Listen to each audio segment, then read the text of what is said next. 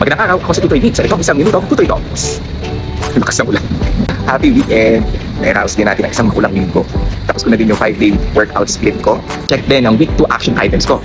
Pero aminin nyo, nakaka-overwhelm ng week 2, ang daming ginagawa. Parang ang daming boss, no? Wala namang sweldo. Pero alam mo, kahit returnee ako, napapaisip pa rin. At habang pinapanood ko yung mga replays ng week 2, aamin ako, natakot ako. Kasi na-realize ko, ang lakas pala ng failure costume sa isang attorney. Yung failure costume na, alam ko na yan. Kasi kapag feeling mo alam mo na ang lahat, doon ka nagsisimula hindi lang makinig. Maging kumpiyansa, yung feeling entitled. Yung tipong week 2 pa lang, ang utak ko nasa week 15 na. Yung isip ang abs, kaya hindi pa tracking ng gym. Yung isip level 10 body, pero ang habits level 1 pa rin. Ayoko maging ganung klaseng attorney, lalo pat member ako ng Kaizen. Kaya isa sa magandang reminder sa akin ng week 2, one step at a time. Complete action items. Sundin si coach. Fix sleep. Drink water. Track calories. Magtimbang. Eat protein. Hit daily steps. Mag-workout. Connect sa circle at sa accountability group. Kaya yung focus ko is yung ngayon. Yung today. Hindi yung week 15.